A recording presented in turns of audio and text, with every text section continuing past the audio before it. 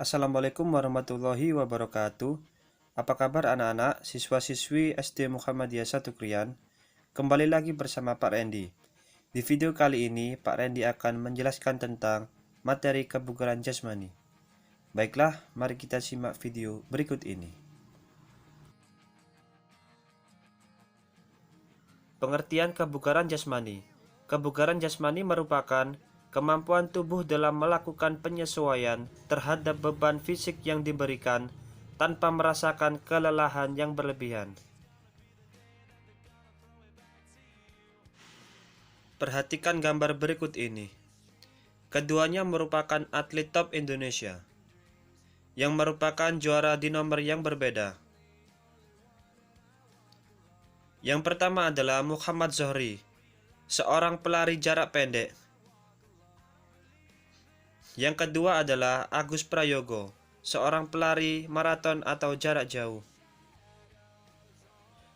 Apakah komponen kebugaran jasmani yang paling dominan pada masing-masing atlet tersebut? Apakah sama di antara keduanya? Jawabannya akan kita temukan pada pembahasan berikut ini. Sebelumnya kita sudah membahas tentang pengertian kebugaran jasmani. Selanjutnya adalah komponen kebugaran jasmani. Yang pertama adalah kekuatan atau strength. Kekuatan adalah kemampuan dalam mempergunakan otot untuk menerima beban ketika melakukan suatu aktivitas fisik. Contoh olahraga yang menggunakan kekuatan adalah push up, back up, sit up, pull up, squat, lunge. Contoh lain olahraga yang menggunakan kekuatan adalah tolak peluru, lempar martil, dan angkat beban. Komponen yang kedua adalah daya tahan atau endurance. Daya tahan adalah kemampuan tubuh untuk melakukan aktivitas fisik dalam jangka waktu yang relatif lama. Daya tahan juga dikaitkan dengan kemampuan seorang untuk menggunakan sistem kardiovaskuler secara efektif. Contoh olahraga yang dapat meningkatkan daya tahan tubuh adalah fartlek, interval training, lari 12 menit, lari 2,4 kilo, cross country, renang, bersepeda. Olahraga yang membutuhkan daya tahan tubuh yang tinggi adalah lari jarak menengah dan lari jarak jauh. Komponen yang ketiga adalah daya ledak otot.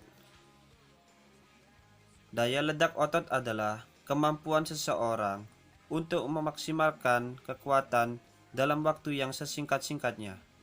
Olahraga yang dapat melatih daya ledak otot adalah vertical jump, front jump, side jump. Daya ledak otot ini sangat penting ketika seorang atlet akan melakukan start atau tolakan saat melakukan lompat jauh. Komponen yang keempat adalah kecepatan atau speed. Kecepatan merupakan kemampuan seseorang dalam melakukan gerakan berkesinambungan dalam waktu sesingkat-singkatnya.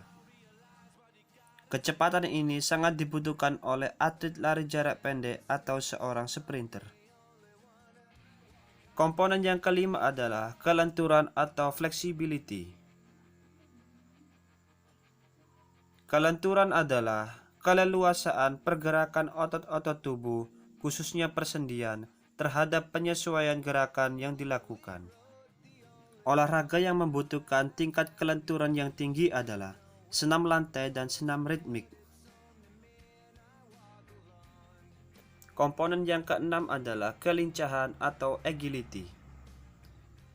Kelincahan adalah kemampuan mengubah secara cepat arah tubuh atau bagian tubuh tanpa gangguan pada keseimbangan. Contoh olahraga yang membutuhkan kelincahan adalah bulu tangkis, tenis, dan juga sepak bola. Komponen yang ketujuh adalah koordinasi atau coordination. Koordinasi adalah kemampuan seseorang dalam menyatukan gerakan tubuh yang berbeda ke dalam satu gerakan yang efektif. Komponen yang kedelapan adalah keseimbangan atau balance. Keseimbangan adalah kemampuan untuk mengendalikan organ dan syaraf otot sehingga bisa mengendalikan gerakan tubuh dengan baik. Yang selanjutnya adalah ketepatan atau akurasi. Akurasi adalah kemampuan dalam mengendalikan gerakan sesuai dengan sasaran. Contoh olahraga yang membutuhkan akurasi tinggi adalah panahan. Komponen yang terakhir adalah reaksi atau reaction. Reaksi adalah kemampuan seseorang dalam menanggapi rangsangan atau stimulus yang diberikan oleh orang lain. Dari penjelasan di atas, kita dapat mengetahui bahwa pelari jarak pendek membutuhkan tingkat kecepatan yang tinggi, sedangkan pelari jarak jauh membutuhkan daya tahan tubuh yang baik. Sekarang kita masuk ke soal. Coba kalian kerjakan di buku tulis kalian. Yang pertama adalah, coba sebutkan komponen-komponen kebugaran jasmani yang tadi kita pelajari. Yang kedua, komponen kebugaran apa yang dominan pada seseorang pelari jarak pendek? Yang ketiga, komponen kebugaran apa yang dominan pada seorang pelari jarak jauh? Yang keempat, olahraga apa yang membutuhkan tingkat akurasi yang tinggi? Yang kelima, atau yang terakhir, sebutkan 3 gerakan yang dapat dilakukan untuk melatih kekuatan. Selamat mengerjakan.